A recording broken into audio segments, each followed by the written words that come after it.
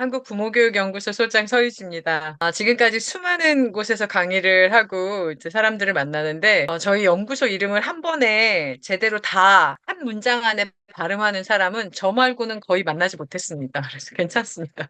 이게 그렇게 어려운 이름인가요?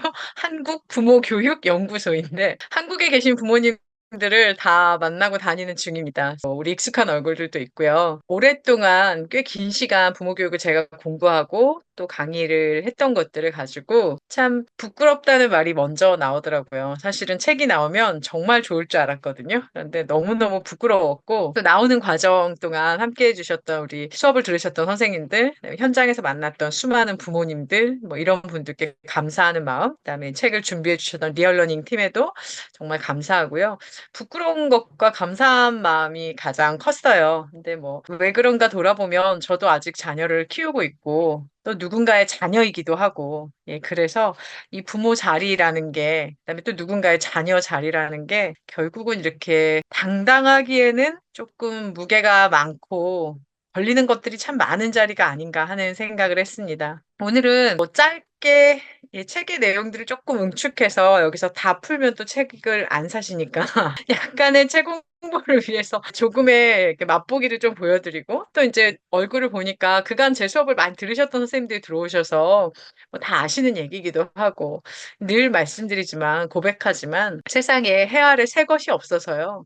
다 있는 거 가지고 강사들이 저마다 다르게 자기 색을 덧입혀서 짜맞춰서 강의도 하고 책도 쓰지 세상 천지에 없던 새로운 것이 등장한 건 아니에요. 저도 제 목소리로 제가 해석한 것들로 새로 덧입혀서 수많은 이론들과 이야기들과 사례들을 이렇게 엮어봤습니다. 그래서 그 이야기들이고요. 중요한 질문들을 몇 가지 던져볼게요. 채팅창에 쓰실 수 있으면 한번 써볼까요? 중요한 질문 네 가지인데요. 그중 첫 번째. 자식이 제일 예쁠 땐 언제다? 답이 굉장히 한정적이에요. 걱정하지 않고 쓰셔도 돼요. 자식이 제일 예쁠 때. 그렇죠. 정답이 이미 나와 있어요. 잘 때. 또 언제 예쁘세요? 알아서 그렇죠. 알아서 잘할 때. 여기는 이제 자제분이 조금 큰 경우죠. 예, 아주 어리지 않은. 네. 말 잘 들을 때, 나보고 웃을 때, 사진으로 볼 때. 그렇죠. 핸드폰 앨범 사진첩으로 볼 때. 사진 속의 자녀는 울어도 예쁘고, 예, 뭔 짓을 해도 예쁘죠. 너무 예뻐요. 사진으로 보면.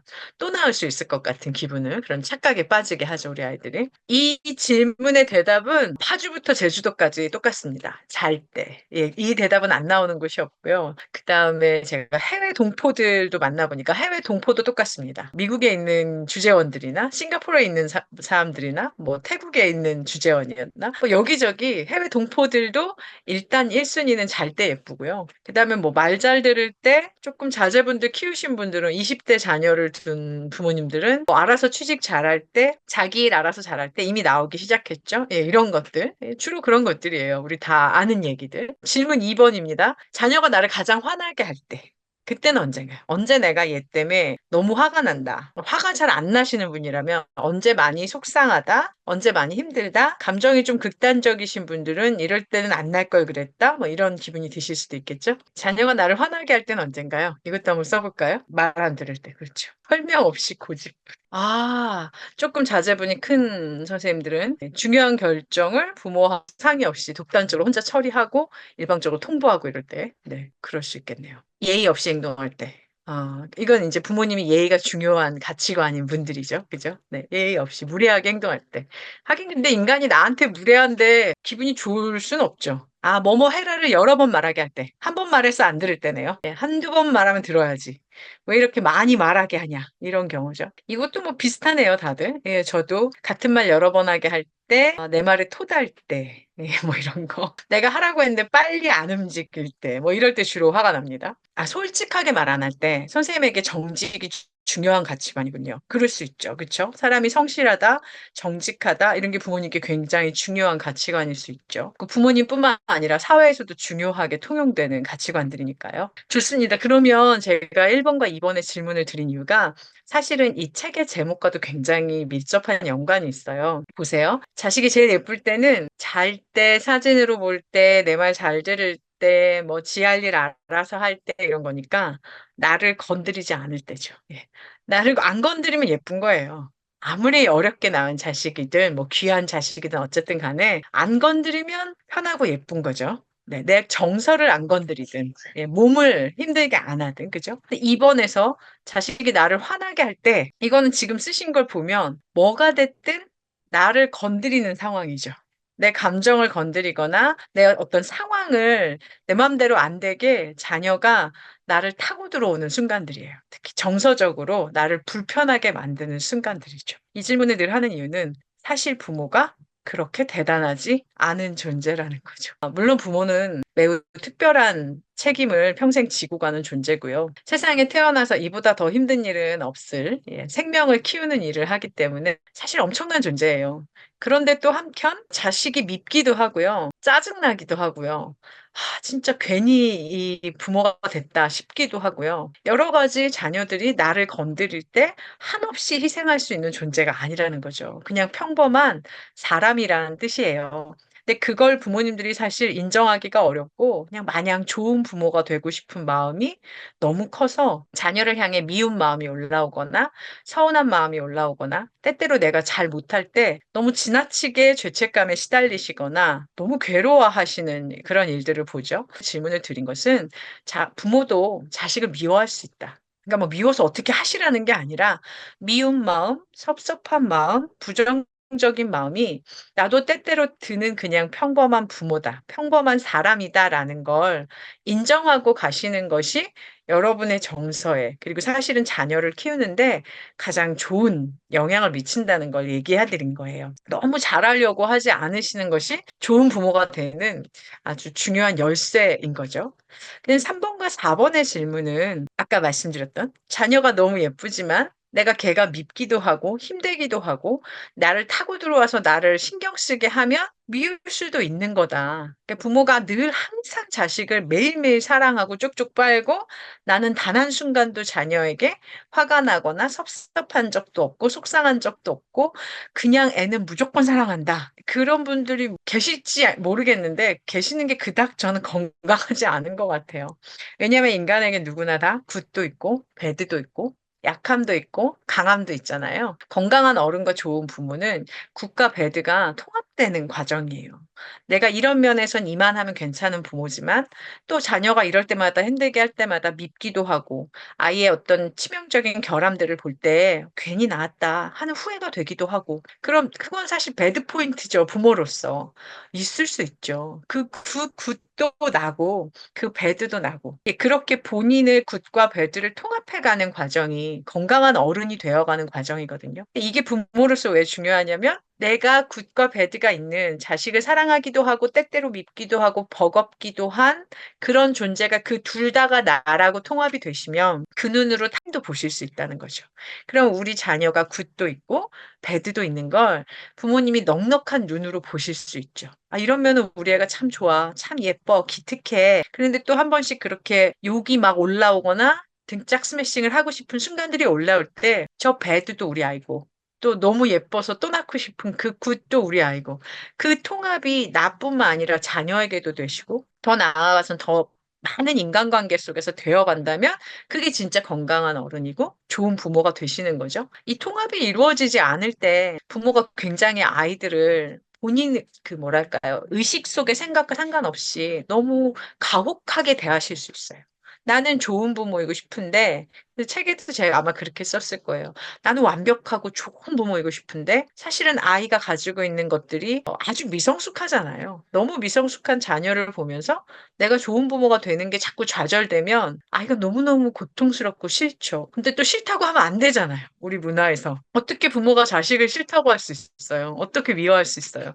그냥 안 되죠? 뱃속 깊은 곳부터 정리되지 않고 통합되지 않은 정서들이 순간순간 아이에게 너무 지나치게 가혹한 폭력을 가하지 않으시더라도 너무 차가운 말, 예, 혹은 그 아이를 너무 거부하는 어떤 그런 정서적인 느낌들을 아이에게 줄 수 있다는 거죠. 내 의사랑 상관없이요.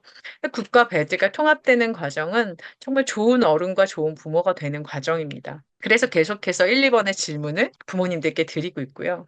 3번과 4번 질문은 자기 이해 질문이에요. 그러니까 내가 다른 사람들은 그럭저럭 넘어갈 수 있는데 나는 도저히 견딜 수가 없다. 예를 들면 뭐 깊은 열등감이라든가 남의 비위를 맞추고 사는 거. 근데 인간이 열등감 없는 사람도 없고요. 남의 비위 안 맞추고 어떻게 살아요, 평생. 또 내 맘대로만 살 수 있겠어요? 어떨 때는 약간의 비위도 맞추고, 어떨 때는 내 깊은 열등감도 만나고, 또 뭐가 있을까요? 뭐 불안 같은 것도 있을 수 있고요. 근데 불안이 없는 존재는 없잖아요. 예, 인간은 다 생명체는 태어날 때부터 불안을 가지고 있는 거니까.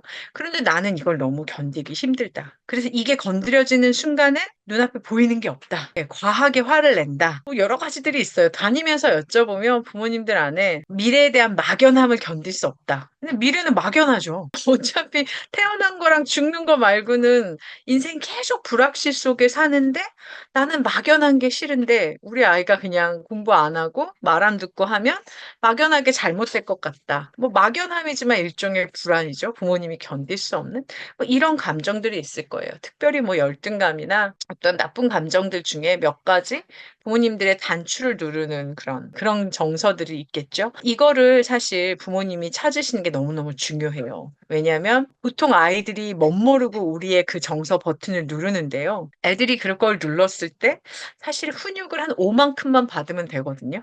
그쵸? 뭐, 우리 애들이 나라를 팔아먹거나 집을 어떻게 하거나 그런 건 아니잖아요. 아주 작은 일이지만 일상에서 자주 있어서 부모를 화나게 하는 일들인데, 그 중에서도 특별히 부모님이 나는 어떤 열등감을 못 견딘다. 혹은 나는 비위 맞히는 걸 못 참는데, 우리 애가 자꾸 엄마 아버지가 이거 할래? 저거 할래? 이렇게 묻게 만든다. 요즘 부모께서 그렇게 가르치니까 이렇게 선택권을 주고 이거 할래? 이거 할래? 이렇게 물어보라 그러지.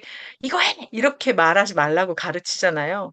근데 부모님이 자기 안에 나는 비굴함을 견딜 수 없는 이슈가 있다면 그때 그냥 아이한테 일반적인 가정에서는 이거랑 이거 중에 너 뭐 어떻게 할래? 라고 물어볼 수 있는 일을 이 부모님은 내가 우리 집에서 살면서 내 부모 비위도 맞추고 회사 가서 직장 상사들 비위도 맞추고 이제 집에서 너의 비위까지 맞춰야 되냐? 똑바로 안 해? 라고 과하게 화를 내실 수 있죠. 이 아이는 그냥 애라서 그랬던 것뿐인데 엄마 아버지의 견딜 수 없는 단추가 뭔지를 아이는 몰라서 5 정도만 훈육받으면 끝날 일을 50배, 100배로 왜 엄청난 쓰나미를 부모의 정서적인 쓰나미를 그 정서 쓰레기통 같이 당하는 거죠. 당할 수 있다는 거죠. 사실 이거는 근데 부모님들이 자기가 살아왔던 인생 속에 그 키가 있습니다. 부부끼리 혹은 상담자를 만나셨을 때 이걸 찾아내시는 게 자기 취약성을 찾으시는 방법이에요. 내가 자라면서 이런 이야기들이 있어서, 이런 이슈들이 있어서 나는 유독 이 감정만큼은 견딜 수가 없다. 예. 그런데 그걸 가족 중에 누가 무시하는 발언을 한다던가 아니면 아이가 모르고 그런 눈빛을 비췄다던가 난 너무너무 성실해야 인정받을 수 있었는데 우리 아이는 너무 불성실하다든가. 예, 근데 애들은 원래 미성숙하니까 처음부터 성실한 애가 몇 명이나 있겠어요. 근데 보통 집에서 같으면 숙제라 할 일인데 성실하고 인정받고 싶어서 안달복달했던 내 인생에서 그렇지 않은 자녀를 볼 때 부모님이 이걸 견딜 수 없으면 일단 소리를 지르고 울면서 애가 숙제를 하게 만들죠. 하면서도 애가 불평 어린 얼굴로 숙제를 하면 이 부모님은 그것도 마음에 들지 않습니다. 왜 할 거면 그냥 하지? 왜 울면서 또 엄마 말을 듣니? 라고 또 화가 나죠. 아이 입장에서는 하면 한다고 혼내고 안 하면 안 해서 욕먹고 굉장히 곤란한 일을 겪고 있는 중이에요. 사실은 이건 부모님 자기 문제거든요. 자기의 어떤 처리되지 않은 취약성, 견디기 어려운 마음들 때문에 일어난 일이니까 이거를 부부간에 자꾸 찾아내시는 게 좋습니다. 살아온 이야기들을 쭉 등대고 얘기를 나누시면서 나는 이래서 이걸 못 참는다? 그러니까 부부싸움 할 때도 그 얘기만 나오면 폭발했던 거야. 보통 부부는 알기 쉬워요. 서로 부부싸움 하거나 대화를 할 때 빵 터지는 지점들이 그거거든요. 근데 아이들은 무방비 상태로 당하는 거니까 부부간에 서로 이것들을 좀 찾아내셔서 자기 이해 작업을 하셨으면 좋겠어요.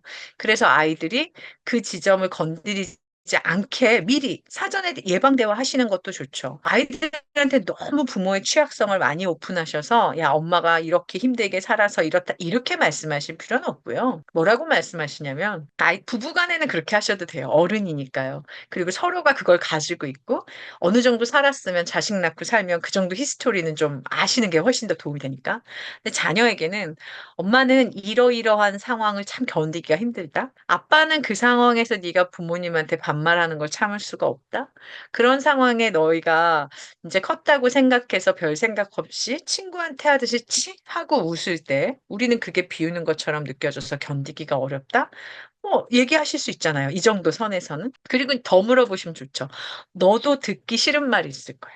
너도 견디기 힘든 게 있을 거야. 그걸 우리 서로 하나씩 건드리지 않기로 약속하자. 이것만큼은 피해 보자." 그렇게 되면 가정에 그렇다고 해서 뭐 "참 평화가 온다." 이렇게 거짓말을 할 수는 없고요. 평화를 유지하는 기간이 좀 길어질 수는 있습니다. 서로의 취약성을 알고 쪼끔 건드리지 않기 위해서 서로를 배려하는 방법들을 터득해 가시는 거니까요. 원래 인간은 서로가 서로에게 약간 의지하고 도와주면서 사는 거잖아요. 가정 안에서 그것들을 찾아가시는 건 자녀 양육에도 중요하고 부부 관계에도 아주 좋습니다. 그다음에 인제 네 번째 질문에서 이 질문들은 제가 답을 쓰시라고 하지 않는 이유가 너무 개인적인 것들이잖아요. 그죠? 앞에 두 개의 질문은 보편적인 답변이 있었지만 3 번과 4 번은 너무 개인적인 이야기들이고 또 자기 뒤에 원가정에 원래 살아왔던 가정에 히스토리가 있어서 쪼끔 말하기 그렇잖아요.